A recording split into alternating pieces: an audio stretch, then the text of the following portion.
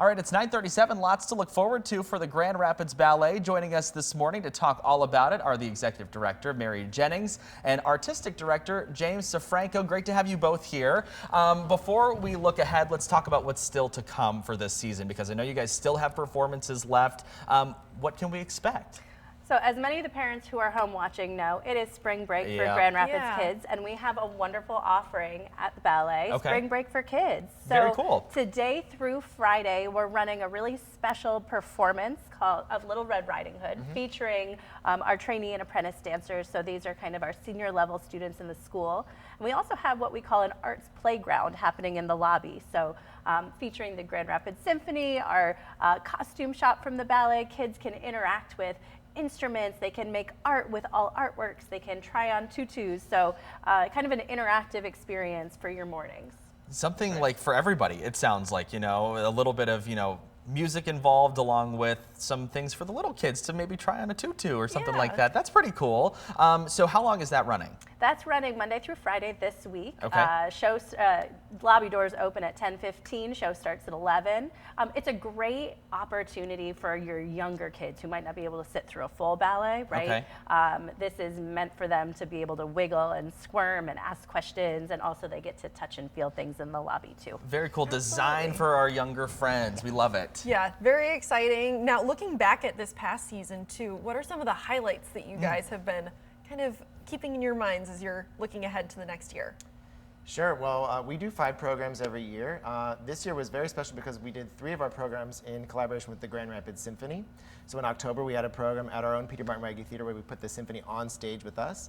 And then we did the Nutcracker at DeVos Hall, as we do every year. But that's a tradition that we continue to uphold and will, of course, be on the season next year, too. So Nutcracker with the Grand Rapids Symphony. And then we did a company premiere of Peter Pan just this past February with the Grand Rapids Symphony again. So those are some of our highlights. We do have one more program coming up in April after spring break. So in April is our final show called Be Here Now. Okay, yep. What's that all about? So that's a choreographer named Trey McIntyre from Los Angeles. He created this piece in honor of the 50th anniversary of the Summer of Love. So 1967, San Francisco. So it's you know, the hippie feeling in San Francisco, peace and love and dance. And so these dancers are just embodying a youthful energy, you know, some rebellion in there too, just a spirit of brotherly love. And it's just a fun party on stage. And the music is all from that time. So it's a playlist of, you know, Mamas and the Papas, Janis Joplin, Jefferson Airplane. So there's a lot of great music and dance to be enjoyed in that program. I was going to say, I feel like the dance and the music, when they go hand in hand like that, it kind of transports you back to that era that you guys are trying to emulate with these shows. I think that's so cool. Let's look ahead a little bit to this upcoming 2025-2026 season. Lots to be excited about. Tell us all about it. For sure. Well, as our audiences have come to know and expect, we are kicking off this season with our Summer Dance Festival in August. So this is a 2-day free outdoor festival. We convert our parking lot into a big space where people can bring their lawn chairs. We have food trucks, and then we have 2 nights of extraordinary dancing. We're inviting the entire West Michigan dance community, and sometimes broader than that, to come. Our company will, of course, be there as well. And so that's a kind of an end of summer kickoff that then rolls into the rest of our season. We've got a really exciting world premiere of an October show called Sherlock. So it's going to be very timely for the season, but it's also a national collaboration. We're working with Ballet Idaho out of Boise and Nashville Ballet to come together, these 3 companies with Grand Rapids Ballet, and make a brand new ballet. So new sets, new costumes, brand new choreography, all about the stories of Sherlock Holmes and the man who wrote them, Sir Arthur Conan Doyle. That's pretty cool. It's got to be a big undertaking to organize all 3 of these ballets together to make one cohesive one. Can you talk about the effort that goes into something like that? Definitely. It takes a lot of planning, so we've been talking about this for months already. Our resident choreographer, Penny Saunders, this is going to be her creation, so it was sort of her brainchild, and she got us together, the 3 directors of those 3 companies, and we've decided to sort of pool our resources so we could all create something a little bit bigger for Penny to play with, to enjoy the sets, think a little bit more immersively, and then those sets will travel between Boise and Nashville and Grand Rapids. Wow. And then beyond that too, then we will have the chance to perhaps send the ballet out to other companies that wish to present it too. So it will have a life beyond us as well. So it's pretty cool to be a part of creating that. So we can own that as Grand Rapids Ballet, but we can also like send that out into the world too. Think about how many Incredible. cities that kind of covers. It's pretty cool. Yeah, huge amount of organization and planning that goes into all of this. But I'm sure, as pretty much everybody knows, ballet is insanely difficult. How much practice is going into this for the dancers? Well, we rehearse every day for 6 hours of rehearsal, but then we also have a warm-up class for about an hour and a half before then. So it's a full-time job, and we've been doing it our whole life. So this is, when you see the professional dancers, so they come to Grand Rapids to be a part of the Grand Rapids Ballet. We are Michigan's only classical professional ballet company. Wow. And so these dancers have heard about who we are. Many of them come from every corner of the United States, but also we have foreign dancers also from Japan and Cuba, Malaysia. So people who want to be a part of what we're doing here at Grand Rapids Ballet, live and become a part of the fabric here of Grand Rapids. So yes, we work hard every day because it is our life's work, and we just love it. And I was a dancer, of course, myself for many, many years. Mary was too. And it's a passion that we have inside us, and it's a gift and a joy to be able to do it for your job. Absolutely. Yeah. You can definitely see that passion too when you go to the ballet, and the amount of emotion that is in each performance is just truly striking. What do you guys hope when you do these performances that the audience would take away when they walk out? That's a great question. I think that each production, each performance offers something different, but ultimately there's a sense of connectivity when you come together to experience live ballet or live performance. Next year we'll be, of course, having the Nutcracker back in our season. It's a family tradition, and it's such a wonderful opportunity to bring multiple generations of your family or multiple groups of friends together to come witness something that for many folks is a tradition. We're also premiering a brand new version of a James DeFranco choreography, Swan Lake, next season. And so talk about having emotions and having the audience respond to something. This is a classic ballet that's been around well over 100 years.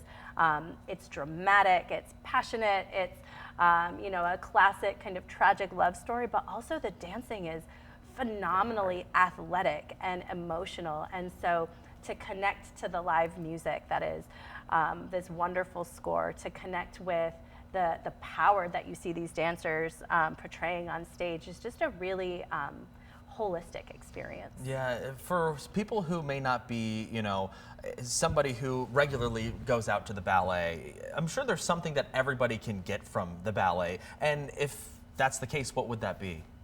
I think that having an appreciation and an awe for what you see these people doing, kind of like when you go to a game or you're watching some kind of competition, you just are amazed by what humans can do. Yeah. And I think people respond a very similar way when they watch ballet, like, oh my goodness, you're watching people get lifted in the air and throwing their legs and turning, and it feels kind of superhuman.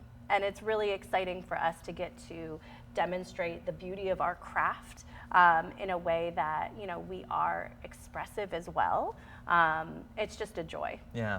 Absolutely, and the tone that I feel like you guys often have with these really big shows that people know well. People know Swan Lake, they know Nutcracker, very classical. Do you feel like there's a lot of modern elements that get brought in, at least at some point in the season as well? Yeah, if I could add to that. So we always want to do classical traditional works like the Swan Lake, which is scored by Tchaikovsky, that has been enjoyed for generations and generations. And the choreography is going to be traditional in nature, and Nutcracker as well. But we're also doing a piece by a choreographer named Justin Peck, who's New York City Ballet's resident choreographer now. He's a younger gentleman who is a dancer himself. He has formed this sort of creative partnership with Sufjan Stevens, an indie pop artist who's actually from Michigan. Mm-hmm.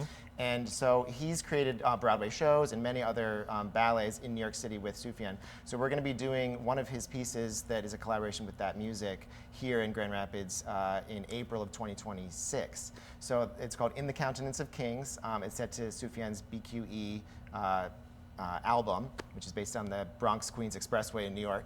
And so it's just going to be a very youthful expression of dance and energy. And so it's a ballet that feels very fresh and very of the time.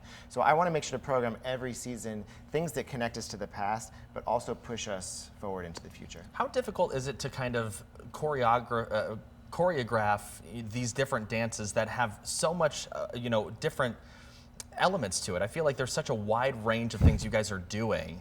Can you just talk about how difficult it is to kind of organize and choreograph something like that? Yeah, well, so there's the choreography, and then there's the choreography that we do to organize it all, the rehearsal schedules and the plane trips from people from New York to come in and set the ballets on us, et cetera, et cetera. So there is a lot of organization, but it's hard work that we love to do because it's all worth it when the curtain goes up and you go, that's why we did this. Yeah. But the work of the dancers is really the hardest of all because they're switching from going swan lake, which may be in point shoes, to another contemporary piece, which may be in socks or barefoot or even sneakers. So they have to be very versatile as dancers in their style as well, too. But I think the audience really appreciates that. So every show you come and see is going to be different from the one you saw before. And that's why we love our subscribers, and I think that's why they like us, because they know that we're going to deliver a really quality program every time that they come to that theater. Even if they don't really know what it is, they may know Swan Lake or Nutcracker, but if it's something that's brand new, like a little bit more hesitation, but I think Grand Rapids Ballet always can deliver something fresh and high quality. I've got like about 15 seconds left. Can you tell me where we can get tickets at? You can go to grballet.com. That's where you can find information about our season subscriptions, information about all the shows, and what we have still left this season. All right. Thank you guys so much for coming in. We really appreciate it. Of course, lots to look forward to still left in this season, and of course, this season coming up in 2025-26. We appreciate your time. Thank you.